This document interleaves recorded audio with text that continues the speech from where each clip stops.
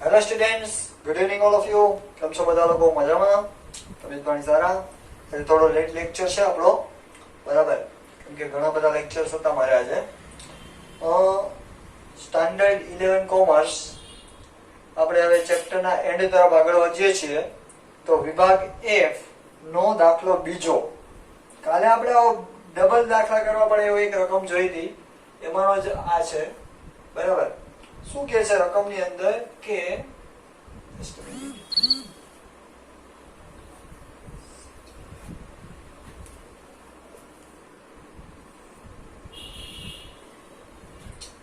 વિભાગ એફ નો દાખલો બીજો. શું કે જો દાખલામાં બે બ્રાન્ડના ટાયરોની તેમના આયુષ્ય વિશેની સરખામણી કરવાની છે. નીચેની માહિતી પ્રાપ્ત થાય છે. કાલે બે કંપનીઓ હતી, તેલના ડબ્બાની વાતો હતી. આજે બે કંપનીના ટાયરોની વાત થાય છે. ટાયર હોય ને ગાડીમાં આપણે ઘસાય, ઓકે, તો એનું આયુષ્ય અમુક ટાયર ફિટ કરાવે તો વર્ષો નીકળી જાય, અમુક ટાયર તો વર્ષ દીમાં વયો જાય, વર્ષ દીમાં ટાયર નીકળી જાય, એમાં વર્ષો વયા જાય ને આમાં વર્ષ દીમાં ટાયર વયો જાય. ઓકે, તો એવી રીતના આયુષ્ય આપેલું છે, એટલે કે વર્ગ આપેલા છે. એફ નો દાખલો બીજો, આયુષ્ય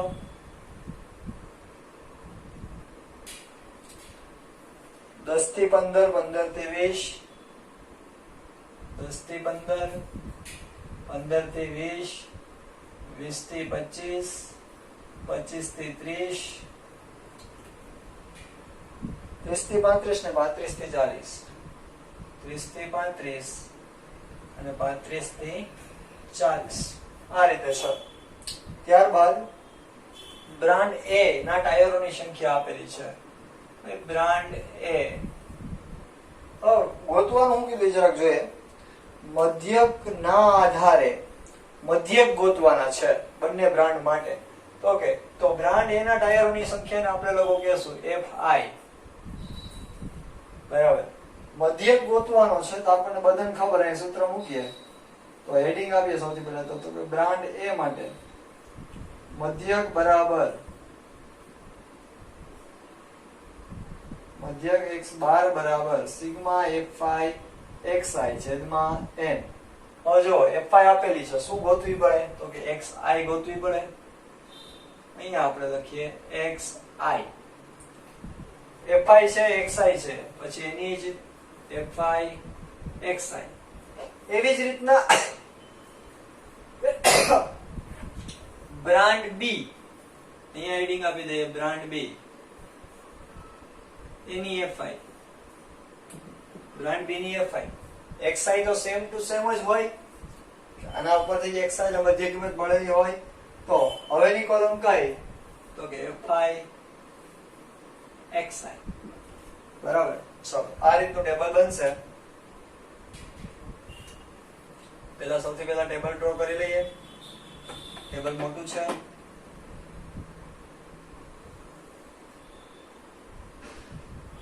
એ ટેબલ ડ્રો કરવું ફરજિયાત હોય છે.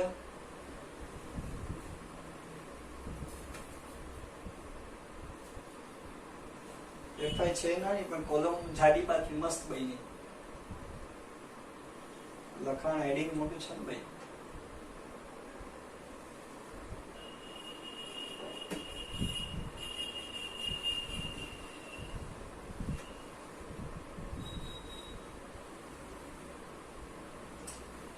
ઓકે,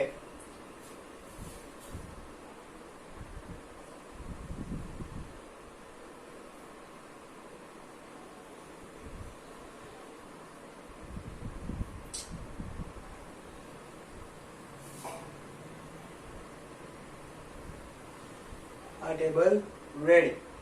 ઓકે, ચલો, બ્રાન્ડ એની fi 4 7 10, 4 7 10, સોરી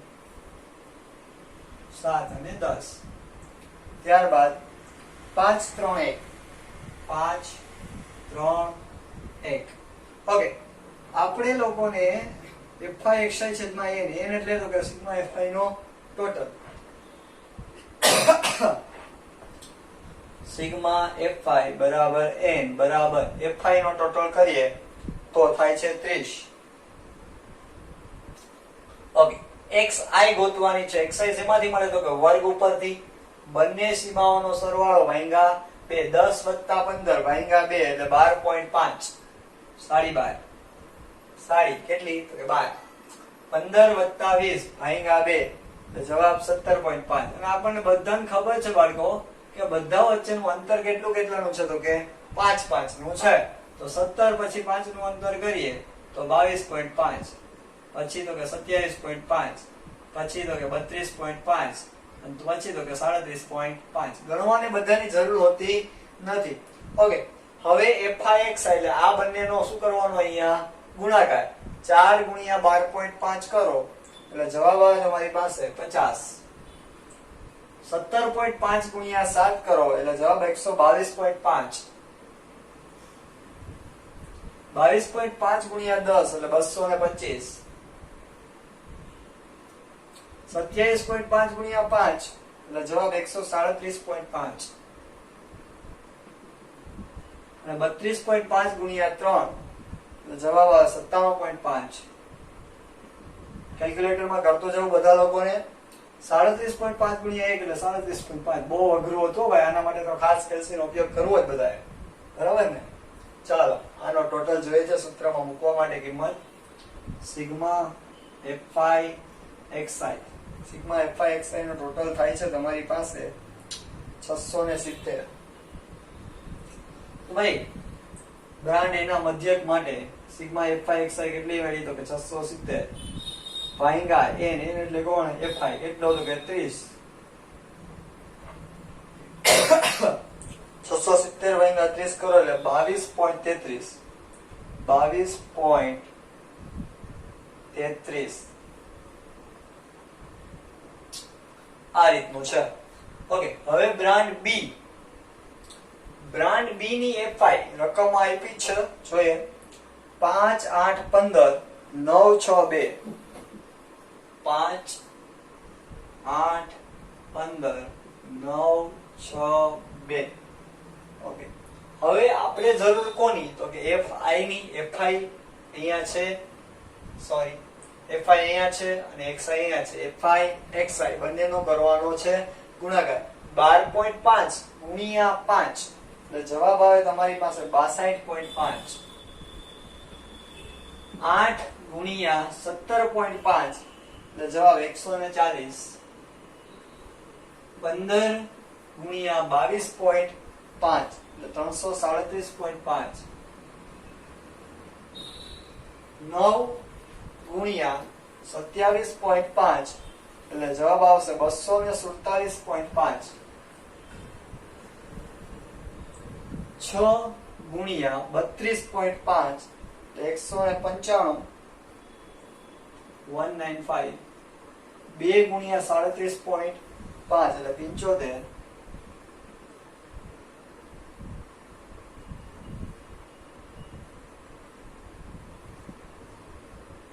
ઓકે, ચલો હવે આ કોલમનો ટોટલ કરીએ. સૌથી પહેલા તો સિગ્મા fi બરાબર n બરાબર ટોટલ આવે છે એનો 45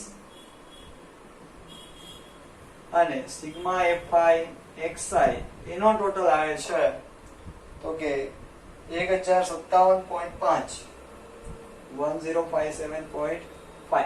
ચલો આ બ્રાન્ડ બી ની પણ ગણતરી થઈ ગઈ. હવે અહીંયા હેડિંગ આપી દઈએ બ્રાન્ડ બી. એમાં મધ્યક x બાર આપણી પાસે સરસ મજાનું સૂત્ર છે જ. કયું તો કે સિગ્મા fi xi છેદમાં n. ભાઈ સિગ્મા fi xi કેટલો મળ્યો તો કે 1057.5. 1057.5 ના છેદમાં n. n કેટલો તો કે 45. જો કે કોઈ આ n ના મૂકી દેતા. બ્રાન્ડ a છે, આ બ્રાન્ડ b છે. ઓકે, 45. 1057 ભાગ્યા 5 45 એટલે જવાબ આવે 23.5. આ તો તમારો x બાર. હવે તમને પૂછ્યું છે શું કઈ બ્રાન્ડના ટાયર વધુ સારા છે. ઓકે, સરેરાશ કોની વધારે આવી બ્રાન્ડ બી ની. તો લખવાનું આપણે બ્રાન્ડ બી ના ટાયર વધુ સારા છે.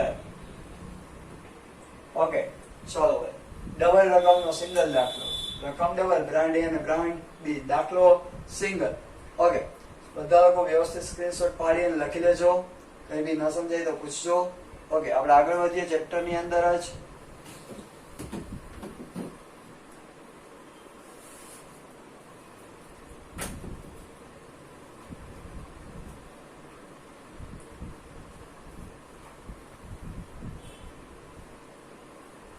બધા કે સર લાંબુ ચાલ્યું ચેપ્ટર. યસ, રીતો જેટલી હતી, મેથડ એટલી હતી. આજે છેલ્લો દિવસ આ ચેપ્ટરનો.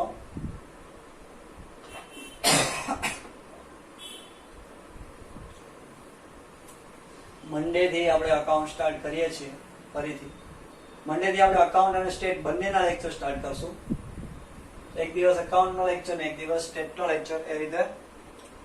બરાબર, ચલો હવે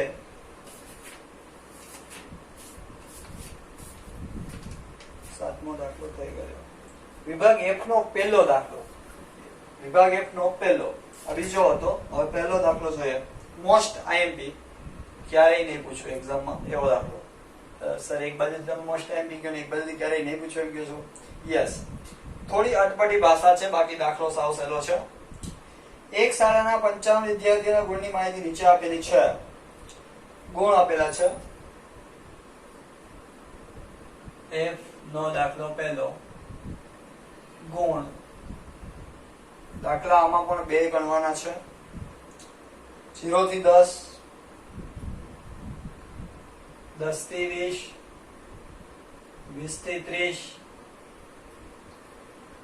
30 થી 40, 40 થી 50, 50 થી 60 ને 60 થી 70. વાહ, કઈ ઉપાધિ જેવું આમ વર્ગ લંબાઈમાં નથી. 30 થી 40, 40 થી 50, 50 થી 60, 60 થી 70. આપેલી છે બીજી તમને તો કે એફ આઈ, કે વિદ્યાર્થીઓની સંખ્યા. 4, 7, 11, 14. 4, 7, 11, 14. 9, 7, 3. 9, 7 અને 3. ઓકે, ચલો કીધું છે શું? તો કે સાહેબ કાંઈ ન સમજાય ને એવું કીધું છે. અમે તમારી પહેલા જોઈ લીધું. જો 30% વિદ્યાર્થીઓ નાપાસ થયા હોય તો પાસ થવા માટેના જરૂરી ગુણ મેળવો. વિદ્યાર્થી કેટલા નાપાસ થયા? તો કે 30%. હવે તમને આપ્યું છે અહીંયા વિદ્યાર્થીઓની સંખ્યા. ઓકે, અને ગુણ. તો કઈ નાપાસ થયેલા વિદ્યાર્થીઓના ગુણ કેટલા પેલા તો? બરાબર, એ પણ ચેક કરવું પડે ને. ચલો તો 30% વિદ્યાર્થીઓ નાપાસ થાય, બરાબર, તો એનો મતલબ 30% થી ઓછા માર્ક હશે ના? હા કે ના? 30% વિદ્યાર્થીઓ નાપાસ થાય એનો મતલબ બાકીના 70% વિદ્યાર્થીઓના માર્ક કરતા એના માર્ક કેવા હશે? તો કે ઓછા. 30% થી ઓછા.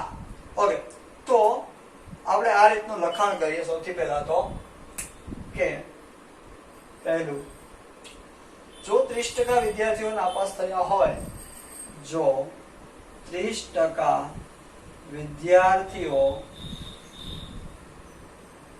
નાપાસ થયા હોય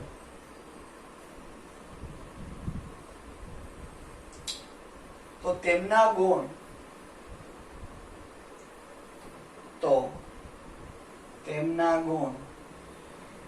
ગુણની વાત છે ને મેઇન, તો ખબર પડે કેટલાથી ઓછા હોય તો એ લોકો શું થાય? નાપાસ. D3 કે તેથી, સોરી, D3 થી ઓછા હોય. ભાઈ થી ઓછા, 30% થી ઓછા, એટલે ત્રીજો પાર્ટ ગોતવાનો છે. બરાબર, હવે સમજો.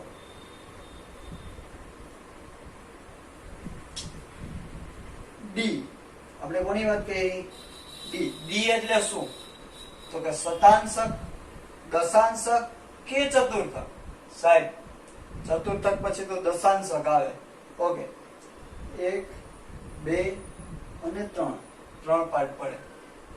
આમ જોઈએ ને તો દશાંશક એટલે 1, 2 3 4 5 6 7 8 અને એક 9. 1 2 3 4 5 6 7 8 અને 9. ભાગ કેટલા થયા તો કે ટોટલ 10. દશાંશ થી ઓછા D3 થી તેથી ઓછા. હવે તમે આની અંદર બીજી એક વસ્તુ પણ ગોતી શકો. કઈ? તો કે P70. કેટલા ગોતી શકો? P70. અહીંયા P70 બરાબર D3 બી કહી શકાય. બરાબર. કેમ કે બાકી કેટલા રહ્યા 70 પછી? તો કે 30 રહ્યા. અને અહીંયા 30% ની જ વાત થાય છે. ઓકે, એટલે બે કેવા થયા? Same to same. ચલો, તો અહીંયા તમારે ગોતવાનું રહેશે D3, ત્રીજો ભાગ થી ઓછા જોવાનું છે એટલે.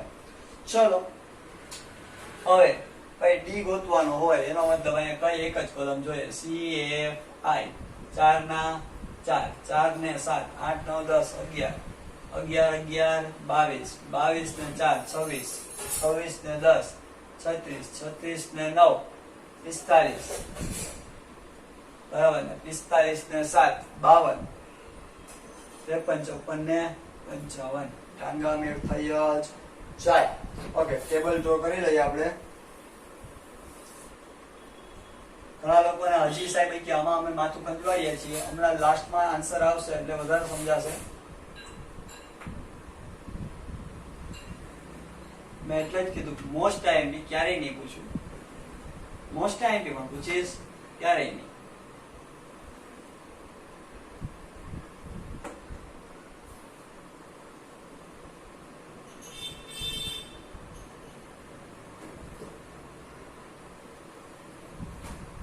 સીમા F બરાબર 55. ઓકે, તો સૌથી પહેલા આપણે શું ગોતવાનું છે? D3 થી ઓછા કે તેથી ઓછા.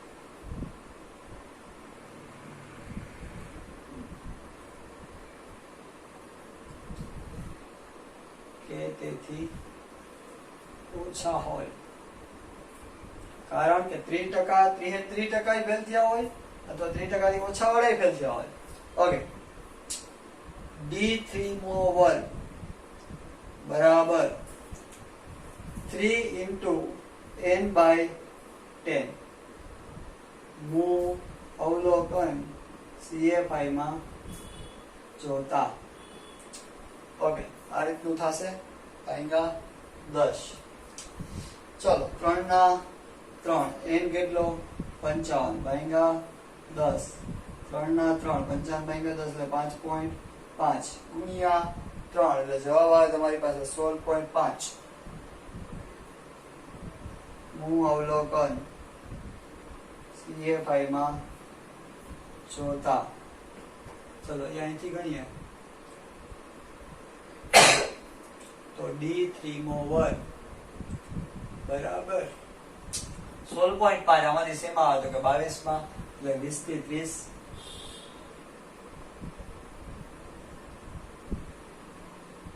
ઓકે, 20 થી 30 આવ્યો. હવે D3 નું સૂત્ર શું ખરેખર? D3 બરાબર L plus 3 into n by 10 minus CF upon F into C. સાહેબ અહીંયા હું તમને આવડું મોટું પદ પડ્યું. હજી બીજું ગણવાનું છે કેમ કે એમાં જો બીજું આપ્યું છે. ઓકે, ચલો, L કેટલો? સાહેબ આ વર્ગ આવ્યો જ ને, તો બંને સરખા જ છે, તો L 20.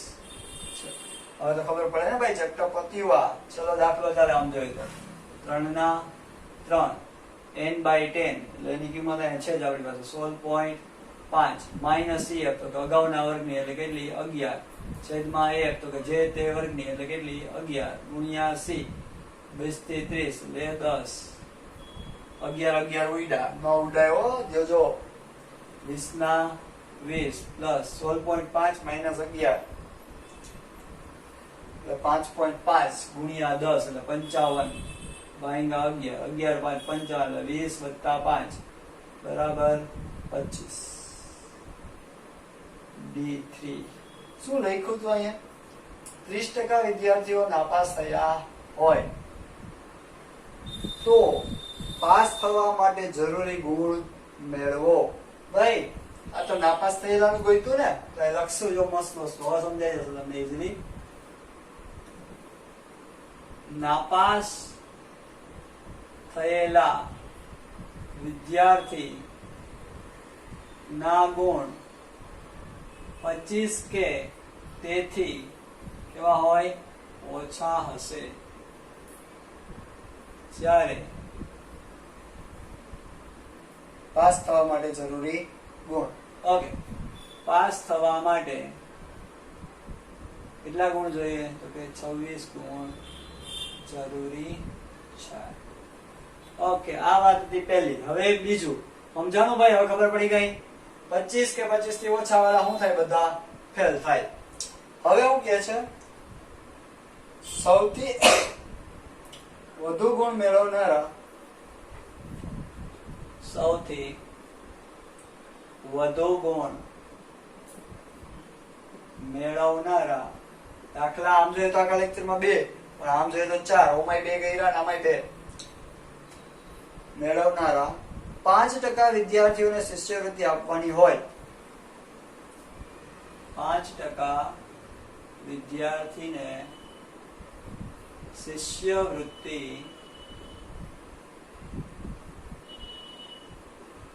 આપવાની હોય તો તેમાં ન્યૂનતમ ગુણ કેટલા હશે? વાહ! તો તેમાં ન્યૂનતમ ગુણ કેટલા હશે? આવી વાત છે, આવો ક્વેશ્ચન છે. ચલો તો ભાઈ સૌથી વધુ ગુણ મેળવનારા 5% વિદ્યાર્થીઓને, વધારે ગુણ તો બધાયને હોય પણ એ સૌથી વધારે મેળવનારા 5% પાછા શિષ્યવૃત્તિ આપવાની છે. તો બાકીનાને નહીં મળે ને? બાકીનાને શું થાય? તો કે નહીં મળે. બાકીના કેટલા? તો કે 95 ને મળશે નહીં. તો એનો મતલબ કે P95 સિવાયના ને બધાને મળશે ને. તો ઓછામાં ઓછા ન્યૂનતમ ગુણ કેટલા? એના માટે શું ગોતશું? તો કે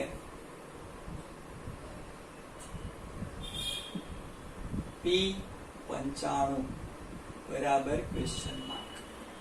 કારણ 5% ને જ માપવાની છે, બાકીના 95 ને આપવાની નથી. તો તેમાં ન્યૂનતમ ગુણ ઓછામાં ઓછા 95 તો હોવા જ જોઈએ. બાકીના 5 ને તો એમને નીકળી જાય. ઓકે, ચલો P95 વર્ગ ગોતશું.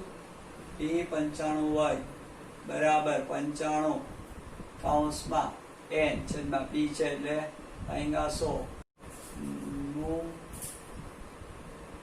અવલોકન CFI માં જોતા. ચલો 95 ને 95 જગ્યા નથી છોડતો, ઓછી જગ્યા છે એટલે n કેટલો? સાહેબ આટલો. બે માં એક વાર ખોલજો. 55 આઈંગા 100 એટલે 95 ગુણ્યા 0.55. 95 ગુણ્યા 0.55 કરીએ તો જવાબ આવે છે અમારી પાસે 52.25. 52.25 નું અવલોકન CFI માં જોતા. ચલો 52.25 આમાંથી શેમાં આવે? અલ્લાહલી થઈને કે ન થઈ રે? બોલો. 52.25 તમારે જોવાનું છે તો શેમાં આવશે? નક્કી કરીને કયો. ચાલો 52.25. સાહેબ પેલા અમને ઓલું વિચાર આવે છે, 52 માં અવલોકન વત્તા 53 માં અવલોકન. પણ બાળકો અહીંયા એવું કાંઈ કરવું પડે નહીં, કારણ કે ત્યાં અવલોકન ની વાત હતી, અહીંયા CFI ની વાત છે. અને 52 પછી સીધું અહીંયા જ 53 ને બધું અહીંયા જ આવી જાય એટલે એનો વર્ગ કયો? 60 થી 70. તો P95 નો વર્ગ બરાબર 60 થી 70. ઓકે, તો અહીંયાથી ગણતરી કરીએ. સૂત્ર અહીંયા મૂકી દઈએ. P95 બરાબર n plus 95 n/100 minus CF upon F ગુણ્યા C. ઓકે, સાવ ઈઝી છે ભાઈ. આ બધું બધાને આવડતું જ હોય. ચલો દાખલો છે એટલે L ના L કેટલા? 60 વત્તા 60 ભાગ્યા 2 એટલે 60 પ્લસ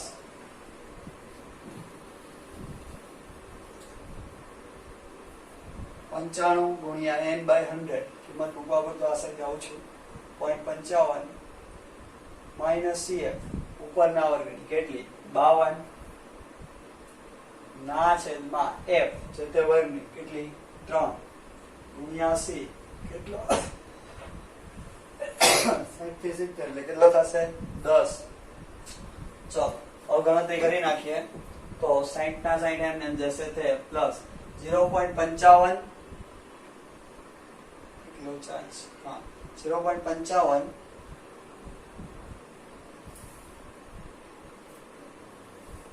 ये પણ 52.25 સોરી 52.25 કેમ 52.25 ભૂલથી આ લખાઈ ગયા. ઓકે 52.25 માઈનસ 52 એટલે 0.25 ગુણ્યા 10 એટલે 2.5 ના છેદમાં 3. ઓકે 2.5 ભાગ્યા 3 એટલે 0.83 60 વત્તા 0.83 એટલે જવાબ આવે 60.83. હું આવ્યું P 95 બરાબર 60.83.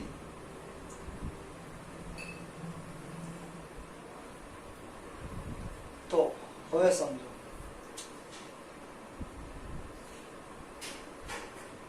શિષ્યવૃત્તિ મેળવનારા 5% વિદ્યાર્થીના ન્યૂનતમ ગુણ ઓછામાં ઓછા ગુણ કીધા જ ને. ઓછામાં ઓછા ગુણ કેટલા? તો કે 60.83 હશે. ઓકે દાખલો કર્યો પત્યો પૂરો. ઓકે ચલો ભાઈ દાખલો પૂરો સાથે સાથે ચેપ્ટર પણ પૂરું. ઓકે આજના લેક્ચર ની અંદર કઈ બી ન સમજાણું હોય કોઈ પ્રોબ્લેમ હોય તો એની ટાઈમ કોલ કે મેસેજ કરીને પૂછી શકો છો. Best of luck.